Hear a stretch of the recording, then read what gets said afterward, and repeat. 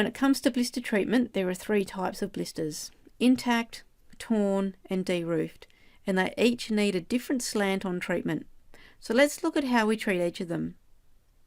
A blister will start off with his roof intact.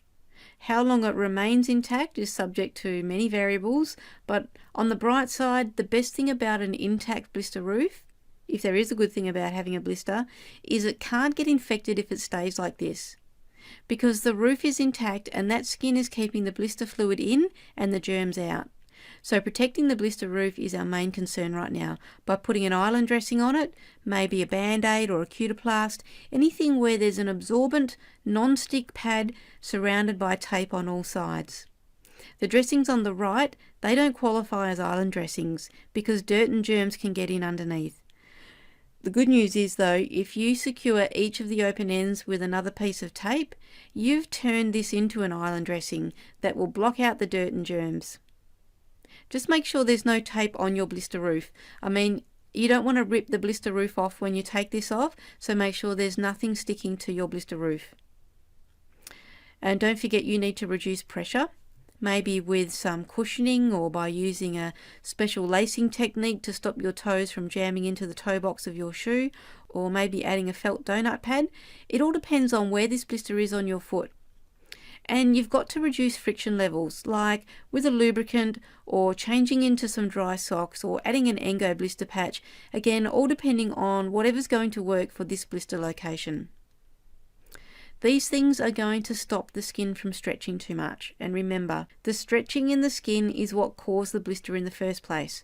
We're trying to minimize that shear so your blister roof will remain intact and so your blister can start to heal, even though you have to keep standing and walking or running on it. All in all, the aim of treating this blister is to protect his roof. But what happens if you don't protect the blister roof? Well, it will tear, and that's when the alarm bells start ringing, because as soon as it tears, it's open to infection. So we need to do everything we did for the last blister, plus now we need to use an antiseptic to kill any germs lurking around. I prefer a liquid for this rather than a cream or an ointment, and betadine or povidone iodine is my favourite. And we need to monitor it closely for signs of infection. And a quick tip, ideally keep the torn blister roof in place because that skin provides some protection to the raw blister base. All in all, the aim of treating this blister is to prevent infection.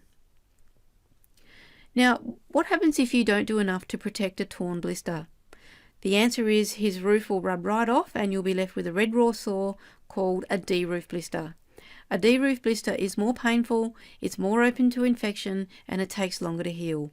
So do all the things you did for the last blister, but now there's a focus on healing, because we need strong, flexible, resilient skin to grow back over that raw blister base, and we need it to happen fast.